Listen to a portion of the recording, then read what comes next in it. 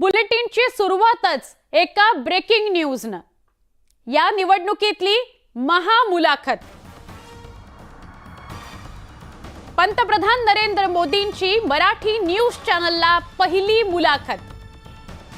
पंतप्रधान नरेंद्र मोदींनी news 18 लोकमतला super exclusive मुलाखत दिलेली आहे। शिवसेना भाजप युती कुणामुळे तुटली? उद्धव ठाकरेंवर पंतप्रधान नरेंद्र मोदी काय म्हणाले? मोदींनी शरद पवारांना कसं सडेतोड उत्तर दिलेलं आहे? महायुतीच्या जागा वाटपावर मोदींचं म्हणणं काय पडलं? या सगळ्या प्रश्नांची उत्तरं पंतप्रधान नरेंद्र मोदी यांनी न्यूज 18 लोकमतशी बोलताना दिलेली आहेत।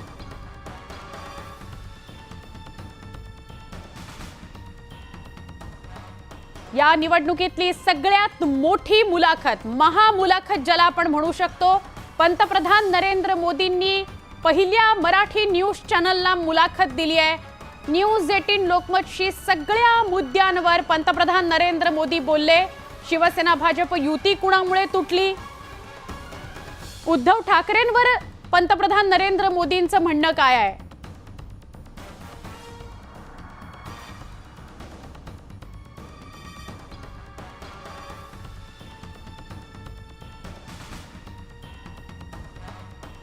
पंतप्रधान नरेंद्र मोदी यांनी सगळ्यात पहिली मराठी न्यूज चॅनलला जर कुठली मुलाखत दिली असेल तर ती न्यूज 18 लोकमतला दिलेली आहे। पंतप्रधान नरेंद्र मोदींनी मराठी न्यूज चॅनल न्यूज 18 लोकमतवर विश्वास दाखवलाय आणि सगळ्या प्रश्नांची, महाराष्ट्रातलं जे राजकारण आहे त्याच्याशी निगडित सगळ्या प्रश्नांची उत्तरं, दिलखुलास उत्तरं पंतप्रधान नरेंद्र मोदींनी फक्त न्यूज 18 लोकमतला दिलेली आहे। या महामुलाखतीची पहिली झलक आपण पाहणार आहात। महाराष्ट्रातल्या खिचडी राजकारणावर पंतप्रधान नरेंद्र मोदी काय म्हणाले बघूयात। महाराष्ट्र में बीजेपी को उन 23 सीटों को बचाना है जो आपने 2019 में जीती थी, लेकिन इस बार महाराष्ट्र में एक पूरी खिचड़ी बनी हुई है। शिवसेना और एनसीपी टूटी है, उनके दो पार्टनर आपके साथ है, जो दो गुट है आपके साथ है। क्या उद्धव ठाकरे जी और शरद पवार जी के साथ या उनके पक्ष में आप कोई एक सिंपैथी की लहर देख रहे? देखिए, पहली बात तो मैं महाराष्ट्र के सभी लोगों को मेरा नमस्कार। और मेरे लिए अच्छी बात है कि मैं अलग से महाराष्ट्र के विषय को लेकर आपसे बात कर रहा हूँ। अब देखिए, ये बात सही है कि वहाँ लंबे अरसे से मिलीजुली सरकार चलती है। विलासराव देशमुख थे, तब से लेकर के आप देखिए, इवन शरद पवार भी जब मुख्यमंत्री बने थे वो भी पूर्ण बहुमत के साथ अकेले नहीं बन पाए थे।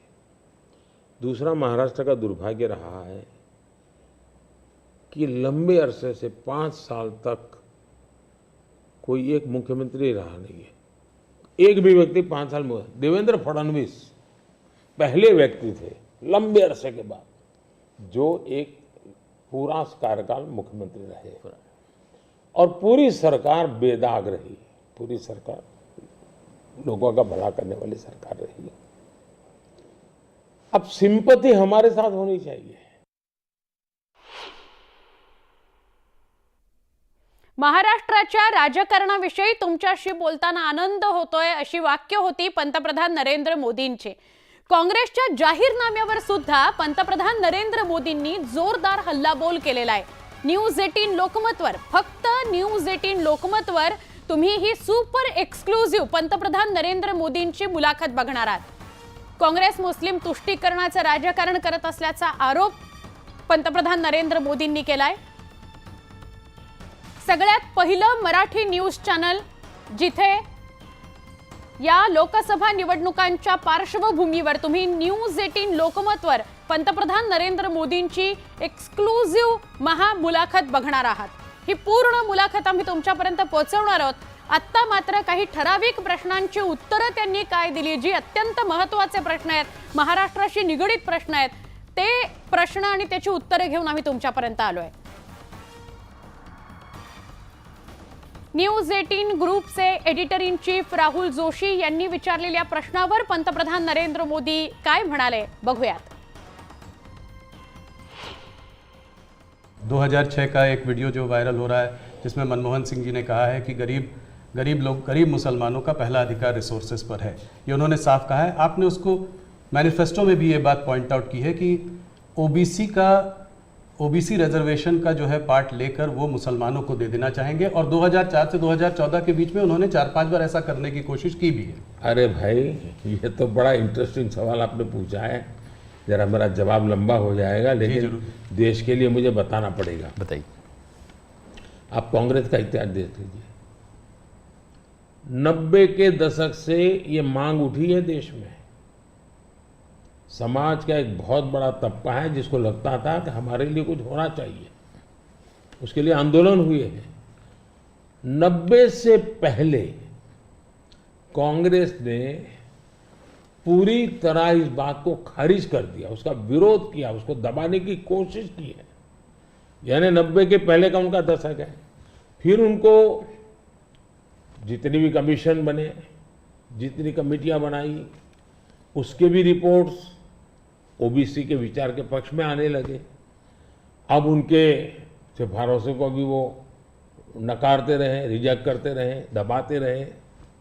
90 के दशक में उनको लगा कि भाई अब इसको जरा उनकी वोट बैंक की राजनीति के अनुसार उसको टर्न दिया जाए.